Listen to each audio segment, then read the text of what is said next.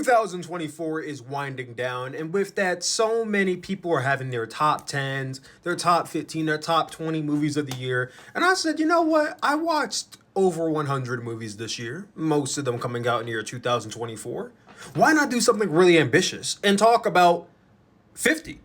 50 of the movies that I've seen that released this year. I set a mission in October to watch one horror movie every single day for that month of October, and I did, and that basically catapulted the list upwards. If I didn't do that list, I'm pretty sure I would have only hit like maybe 80 this year. Most of the films I saw in October were not released in 2024, so like, kind of sort of doesn't count.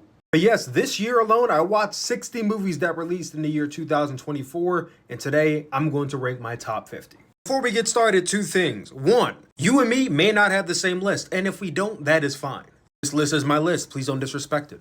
And number two, I'm not going to take like 5 minutes on every single film because we'll be here all day. But the movies that are like top 50 to like 25, I won't take too much time on, just give you a briefing of what I liked, what I didn't like about it. Once we get to the top 20s, top 10, that's when I will go more in depth about what I loved about it and what made it so great. But let's get into the list. These are Suplex's top 50 movies of 2024. Starting off with number 50, Mean Girls. Now, I have seen so many musicals this year alone that I've started to warm to them. At the very beginning of the year, I was still very much in the mindset of, I don't like musicals. I'll sit through, watch, and tolerate them because as a content creator, I have to do that. It's not my thing.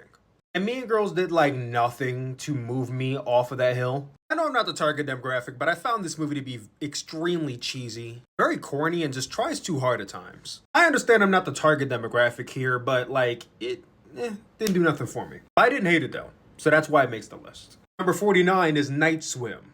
Night Swim was the first movie I watched this year, and by far one of the most uneventful. The premise of a haunted swimming pool was always kind of dumb to me because you can just choose not to go in the pool. But there is no movie if you don't get in a pool, so they made it work. It didn't work. Number 48, The Front Room. I was very psyched for this movie before it came out, and I ended up being very disappointed. It's a movie about every married person's worst nightmare. The in-laws moving in. Ooh. There's a lot of bodily fluids in this film, almost to the point where it becomes very unnerving to watch. That was the face I was making throughout a lot of those scenes. Number 47, Kraven the Hunter. I don't really have too much to say about this. I thought it was largely boring and had nothing to say. You see so many Sony, Marvel, DC films, action sequences, you start to become less and less impressed with movies like this. Unfortunately, Aaron Taylor Johnson's abs were not enough to do it for me, or anybody else for that matter. Number 46, The Killer's Game.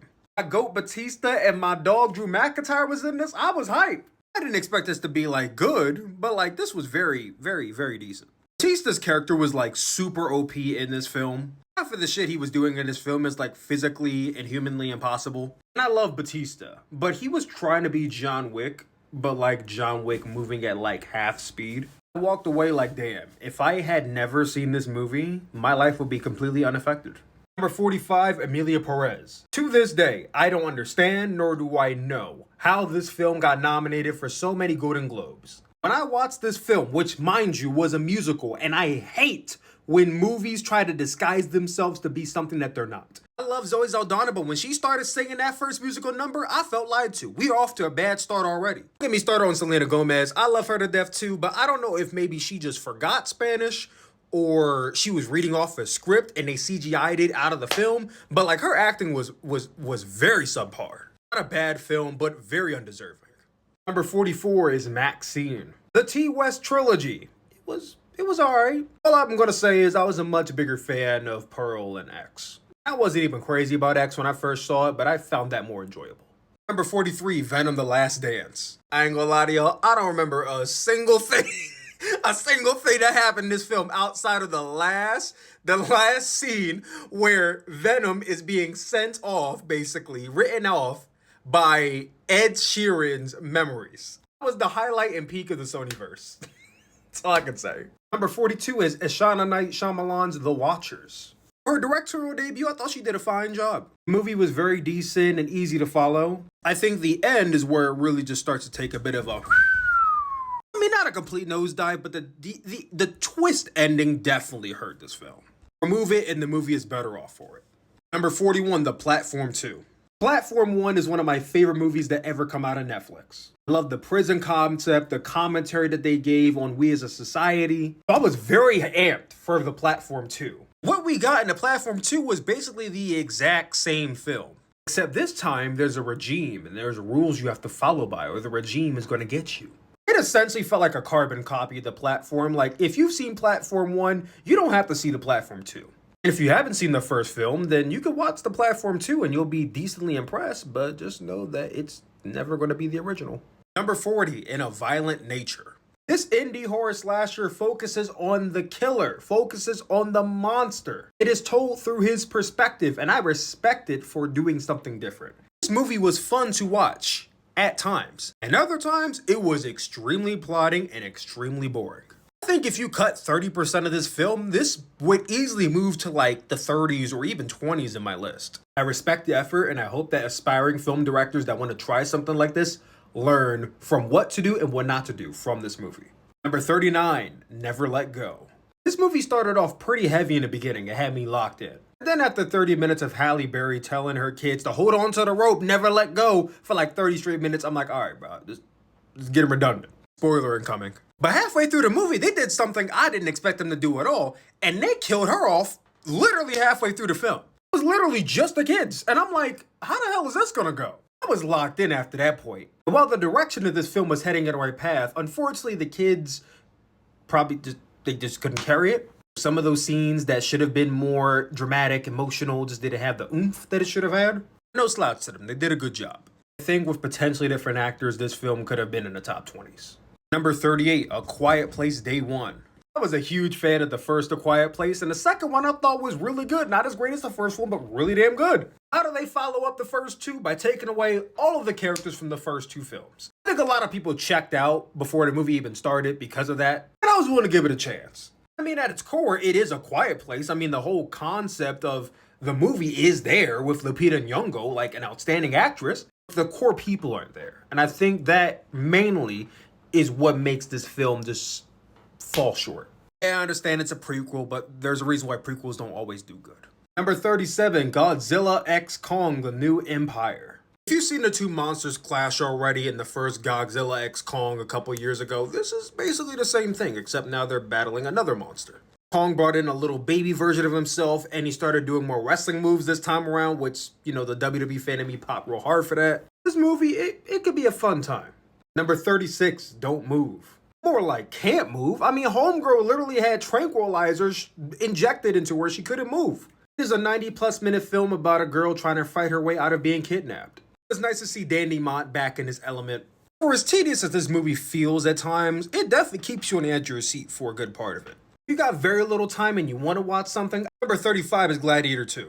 Outstanding actors, and they did great in this film. It wasn't anything groundbreaking. This film in many ways falls short of the first one. It's a good time. This is like the first crop of genuinely good movies you're going to see me talk about in this list. Number 34 is Civil War. At a time when this world feels very divided, this movie comes in clutch.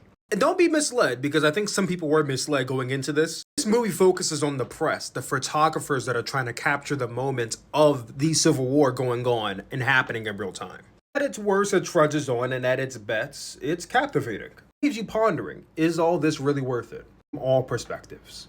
Number 33 is Twisters. Tornado chasers and Anthony Ramos putting themselves in unnecessary danger. Why? One word, one syllable. White! I know what it is, man, but they be doing shit. All my black ass is gonna do is sit back and watch, because I'm not jumping in. I'm not involving myself. I watched this movie twice. 2D, it's good. In 40X, it is an experience.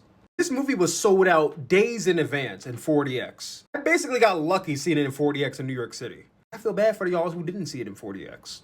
You missed out. Number 32, Woman of the Year. Anna Kendrick's directorial debut, and I thought she mainly crushed it.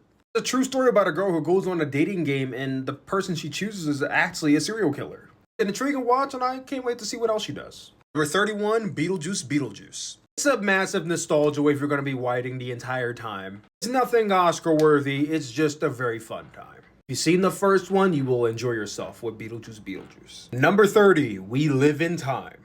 There's a lot of movie genres that I will do, but romance is one that I'm like, pretty touch and go on. I don't really like them, to be honest. It's kind of like country music for me. Like, I'll listen if y'all recommend a song to me that's like great and I need to hear, but like, it's never my first choice. We Live in Time, though, is a touching story about how an accident turned into a love story. Andrew Garfield and Florence Pugh had amazing chemistry on screen, and through this film, I learned the proper way to crack an egg is not on the edge of a surface, but on the surface itself. Ever since I've been cracking my eggs that way, I get no eggshells in the egg at all. Shout out Florence Pugh. Number 29, Monkey Man. It's jam-packed, balls to the wall action. It's Indian John Wick with Dev Patel at the helm. It's great. Great might be overstating it. The action is great. The movie itself is really good, though. When I saw this movie was produced by Jordan Peele, I said, whew, all right, we got one more year until his next movie comes out. One more year. Number 28, Speak No Evil. If you watched any movies in theaters this year, you've probably seen the trailer for this. And it was an intriguing picture. James McAvoy leaves me feeling isolated throughout the entire thing. When the family is figuring out they're trapped, you're with them and you feel so helpless at times. Especially because the dad in the film, not James McAvoy, but the protagonist dad, was so fucking useless. I mean, come on. Number 27, Juror number 2. It's a courtroom drama. There is a lot of talking. If you're somebody who likes watching movies that leaves you thinking, that has you pondering, what would you do in that situation if you're juror number 2, if you were on the other end of the stick, this is the movie for you. I do think the ending was very unsatisfying, but Nicholas Hoult, Toni Collette, J.K. Simmons, you can't beat that cast. Number 26, Blink Twice. The directorial debut of Zoe Kravitz. From a production standpoint, this is a very beautiful looking film. The island they were on felt every part of immersive. I felt like I was almost on vacation with them. Up until it was no longer a vacation. There's this one scene, and if you see this film, you know what I'm talking about. They just jump straight to it. It's in your face, it's raw, and months later, I'm still thinking about that scene. It left an impact on me, and I think it will leave an impact on you too. The ending I'm still a little shaky on, but overall, I really enjoyed Blink Twice. Halfway through the list, the number 25 is Heretic. Or as I called it for the last several months, Heretic. I love you so much! This was like top 3 most anticipated films of 2024 for me when this year first started. The blueberry pie candle reveal on the first trailer will always stay with me.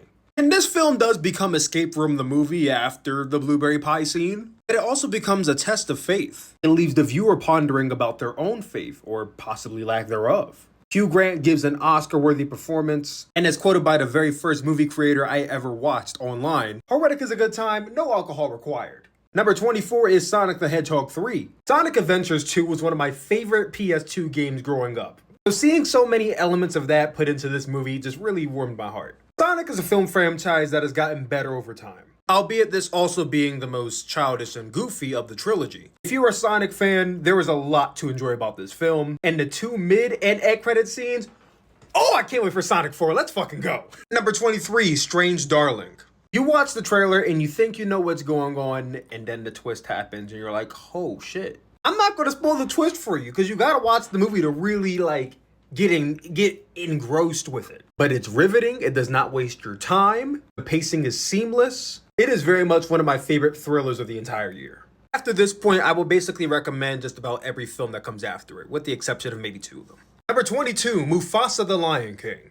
Listen, I know a lot of you didn't like the first one, so by proxy you don't like the second one or don't want to accept the second one. Now, the live-action Lion King of 2019 sucked ass, I'll give you that. But don't sleep on Mufasa the Lion King. I thought it was really good and a really enjoyable time. Mind you, some of the musical numbers were hit and miss, and that's why it can't be anywhere in the top 10s. Following the tale of a young Scar and Mufasa, which this story is told secondhand by Rafiki to Kiara, the daughter of Simba and Nala. I mean, come on, y'all can hate the first one, I'll give you that, but like easy on the second one, Number 21, Late Night with the Devil. This is one of those movies that sat with me after I left the theater. A man is hosting a live talk show host on a night of Halloween. And strange happenings start happening on a set that people are chalking up to, oh, maybe, it's someone playing a prank, whatever. But no, he is being haunted and stalked by a ghost, by an entity. This movie starts exploring themes of the Illuminati and cults and all this other stuff.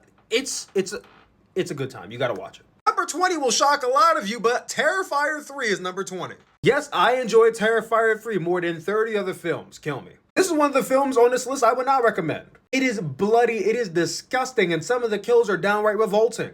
But in a pseudo-sadistic way, if you watch the first and second one, it's almost going to be hard not to look forward to the third one. How is Damien Leone going to one-up himself in the grotesque nature of this film? I can't say I loved it, can't say the acting was great, but something about watching all three Terrifier films in 1 week it'll destroy the mind, I guess, because it's number 20. Also, if Die Hard is a Christmas film, then so is Terrifier 3, and we're not having this conversation. Number 19 is Moana II. It's in a similar boat as Mufasa the Lion King. This movie is getting a lot of hate because it's an unwarranted sequel. The first Moana shattered records. It's an outstanding film. It's going to stand the test of time as one of Disney's best. This is not that. This was a TV series that got cut into a movie. While it's not fantastic, I thought it was great. It is very enjoyable. I understand y'all want Lin-Manuel Miranda back. I get it. But that one song Beyond in this soundtrack, one of the best songs I heard all year. So no Moana 2 slander in the chat. I will not allow it. The final boss will not allow it either. Number 18 is Maria.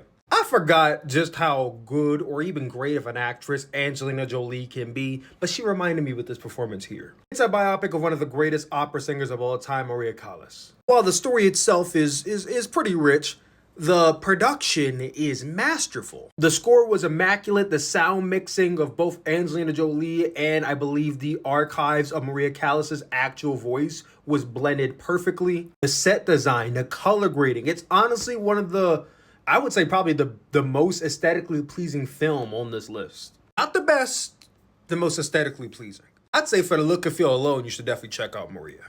Number 17 is Longlegs. I don't quite know how to describe it, but it was a very hypnotizing film. You could feel the evil lurking in the background of just about every scene going.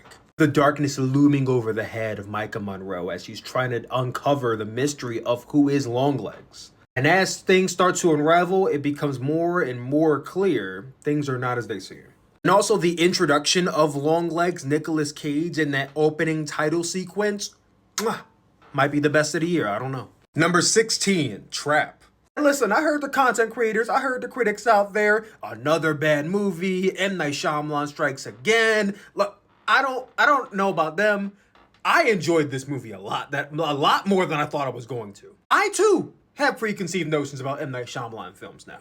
He has some hits, most of them miss. This was a hit. If you're looking for story-rich cinema, like an Oscar-worthy, no, it's none of those things. It's a story about a serial killer taking his daughter to a concert, and then the concert turns out to be a trap, set up to catch who they think the serial killer is, which they don't know it's him. And it becomes an ongoing thing for 145 minutes on how this guy is going to get out of the situation. How he escapes these situations is so ridiculous that it's funny and almost kind of cool at the same time. By the end, I'm almost rooting for him. Like, come on, bro. I know you the killer, but like, how you going to Houdini your way out of the situation? Don't let the critics tell you this wasn't a good film. It was. Was it a great film? No. But everything can't be an Oscar winner. Sometimes you gotta have some fun, some chaos. This was just the right amount of chaos and fun to keep me locked in. If you have not seen Trap, I recommend you watch Trap. It's chaotic and it's fun. Watch it. Number 15, Bad Boys Ride or Die. The camera work in this movie is some of the best you will see all year. It is immersive. There are shots where Will Smith is on the barrel of a gun shooting it, and I guess the camera is aimed at basically the POV of the gun facing him, and it's so cool. There was blood and like some pretty gnarly kills in this film. I mean, it wasn't a blood fest, a gore fest or nothing like that, but like, I was shocked by how much blood and, you know, the kills that were in here. And don't get me started on the scene with my nigga Reggie. I mean, I went to a screening, right? Mind you, all black people in the screening, which you gotta love the environment. But when Reggie came onto the scene and he started wiping everybody out, when I tell you that entire theater went apeshit, including me, bro, that experience is actually one of the most fun I had at a movie all year. Martin Lawrence may be a little slower with his speech these days, but he and Will Smith still got that chemistry that no other two have. Ride or Die, not a great movie, but it is genuinely one of the most fun you will have watching a film in 2024. Number 14, Alien Romulus. I saw a lot of people saying that this was just the first Alien with a fresh coat of paint, And I don't really see it that way, but what I do see is the VFX were top tier. If there are practical effects on the aliens or anything, those were top tier as well. If you love sci-fi, there is a lot to love about Alien. Mind you, this is coming from a guy who's not really a big fan of sci-fi. But bottom to start, I fuck with this movie heavy. So it ranks high on this list. Number 13, Smile 2. I was not super crazy about the first Smile, but I respect the concept of being fresh and new. Smile 2 just blew the first one out of the water. First of all, that opening scene with Kyle Gallner's character, you know, that the one shot scene that was shot in like literally one sequence, one camera the whole time for like 10 minutes. Bruh, that's one of the best opening sequences of the year, hands down. It's a tremendous start to the film. Then we get deep into Sky Riley, you know, a pop star overcoming drug addiction. She has a dark secret that we don't quite know about yet. She actually ventures out because she relapses and she hits up one of her, you know, plugs. And that's how she gets in contact with the Smile Demon, who then possesses her. She starts seeing visions and hallucinating things. And let me just say this. Naomi Scott as Sky Riley, bar none, one of the best actress performances all year. Unfortunately, I don't think she's in enough conversations for Best Actress, nor will she win probably any rewards for it because they're all going to Mikey Madison for Anora. Deservedly so, by the way.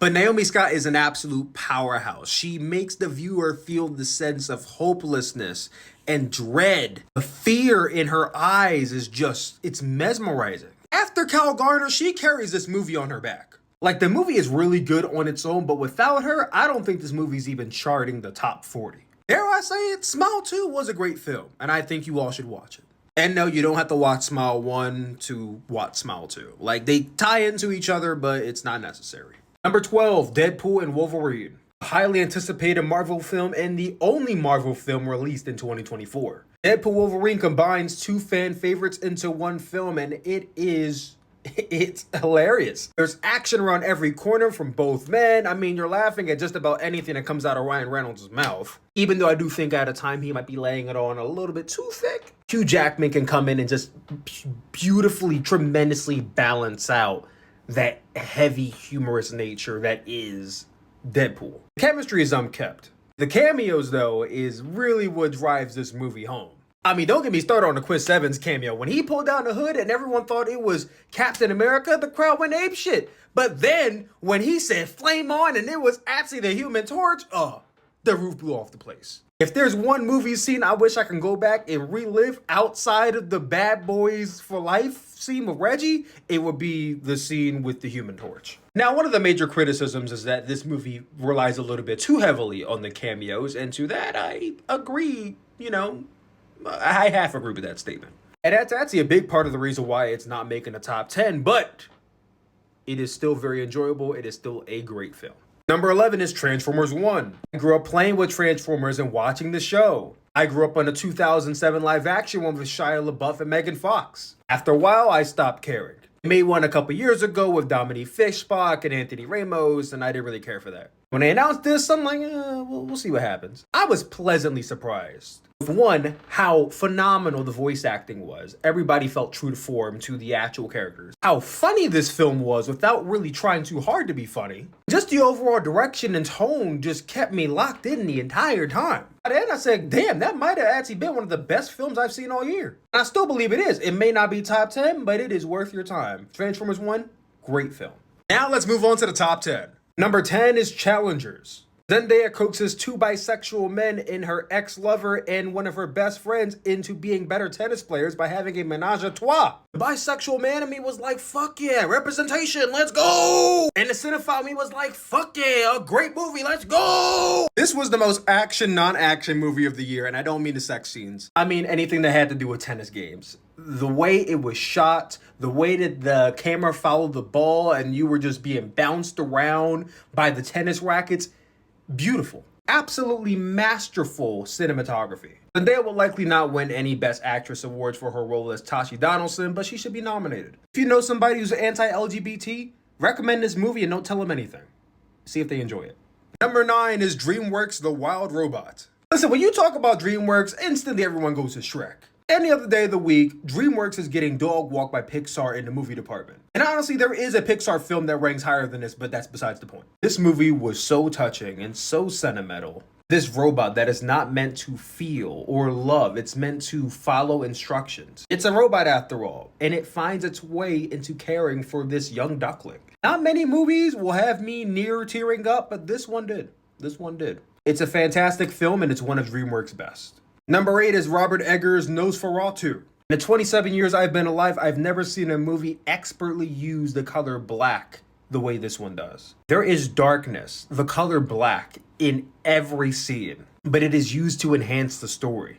Also, when it gets dark, you start feeling this sense of looming dread, like, is Count Orlok in the shadows lurking? The saying, succumb to darkness, you literally succumb to darkness watching this film. Lily Rose Depp gives a noteworthy performance in here, as does Nicholas Hoult, ATJ, and Willem Dafoe. But Bill Skarsgård as Count Orlok completely loses himself in this role. He is unrecognizable visibly and audibly. Bill Skarsgård will be cast as a monster for the rest of his life, and I'm okay with that because he is excellent at it. Nosferatu is a last-minute inclusion, but it is one of the greatest films of the year. Go watch it. Number 7 is Pixar's Inside Out 2. All the emotions that live in your head, they have feelings too. You know, it's funny, when I was younger, I used to have dreams that there were little people in my head controlling me. So this movie kind of brings that to life. This time, the little girl is a teenager. We get to see her go through anxiety, depression, envy, embarrassment. Everybody can identify with this film. Fantastic. Number 6 is Dune Part 2. Controversial not putting it number 1, I know. Dune 2 has it all. An impressive ensemble cast, incredible sound design, out-of-this-world set design, and a great story to follow. Easily one of the best, but now let's get into the top 5. At number 5 is Conclave. This movie does not get talked about enough for being an excellent political drama. It's about men fighting for the right to be the next pope. And there's no action, no one gets killed, but man, the backstabbing and the rumors that go on is worse than any kill I may have seen all year. Absolutely outstanding. I would watch it again any day of the week. Number 4 is my favorite movie of 2024, Wicked. This is the pinnacle of movie musicals. Ariana Grande and Cynthia Erivo give Oscar-worthy performances. The set was fantastic, and I'm still listening to the soundtrack to this day. Easily one of the greatest of the year. Number 3, Furiosa, a Mad Max saga. Unfortunately, this movie is lost to time and nobody talks about it, but I will. Fantastic in all realms. There's a reason why this was my first 5-star movie of the year. Only one of 2 movies I gave 5 stars to. The second one I gave 5 stars to being Anora. It's a drama about a sex worker finding love and a man-child who basically can't commit. This film takes you on a thrill ride, and when I tell you this is the funniest film I've seen all year, I was in that theater fucking cackling during this movie. It won the Palme d'Or at the Cannes Film Festival this year, and I see why. Becky Madison is winning awards left and right for Best Actress, and I see why. It will likely win Best Pictures at the Oscars, and I see why. Hopefully you see why too. But it's not my number 1. In my opinion, the best movie of 2024 is The Substance. It is the tragic tale of a movie star aging out of her days. She takes a substance that splits her DNA, and she basically births a duplicate version of herself. The events that ensue is the most grotesque, wild ride you will see. It is a near-perfect film that I would say is the best of the year. What's your movie of the year?